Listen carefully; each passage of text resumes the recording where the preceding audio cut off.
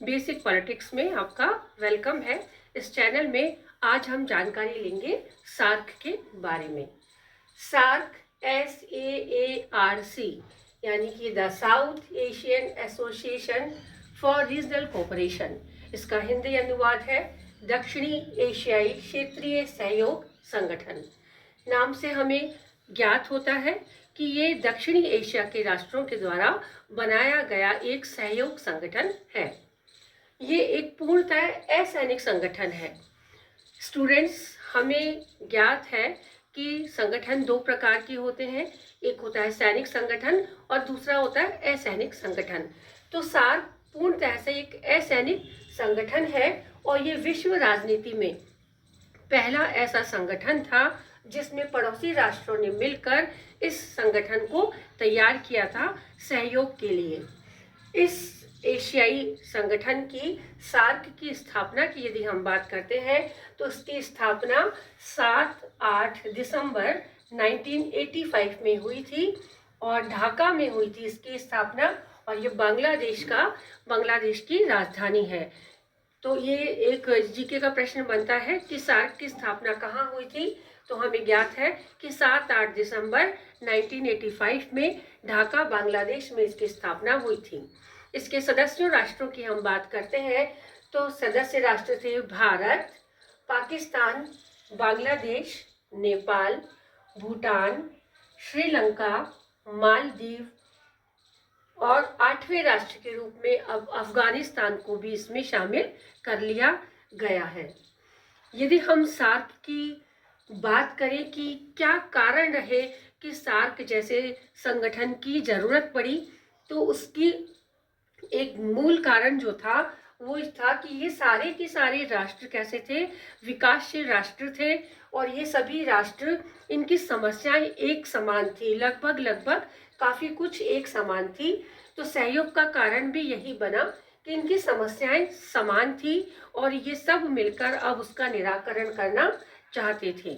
वो समस्याएं क्या थी? वो समस्याएं थी गरीबी, अशिक्षा, बेरोजगारी, शोषण और जनसंख्या विस्फोट।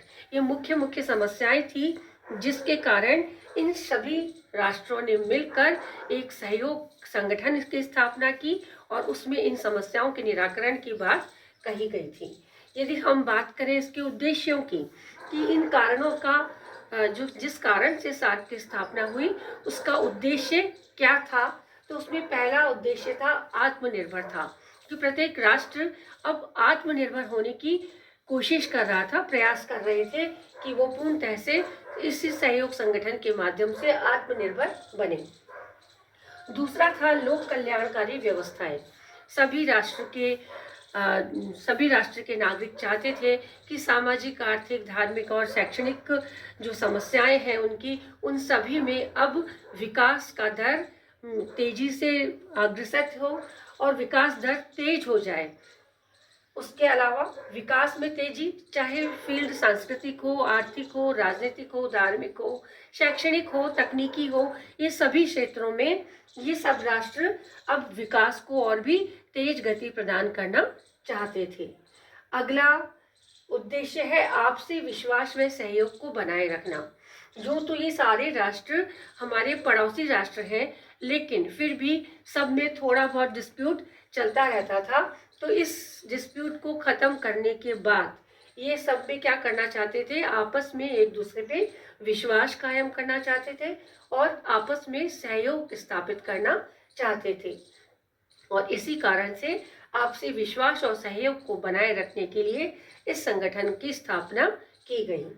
अगला है अंतर्राष्ट्रीय मंच पर आपसी सहयोग बताना कि ये सभी राष्ट्र जो अंतर्राष्ट्रीय मानचित्र पे इनका कहीं कोई मिसाल नहीं दी जाती थी, कहीं भी कोई इनकी अलग से विशेष पहचान नहीं थी। तो इसीलिए ये सभी राष्ट्र मिलकर अपने आप को एक नवीन पहचान देना चाहते थे अंतर्राष्ट्रीय रंगमंच पर। तो अंतर्राष्ट्रीय रंगमंच पर इनको नवीन पहचान इस सहयोग के माध्यम से मिल सकती थी। इसी उद्देश्य की वजह से इस सार्क की स्थापना की गई।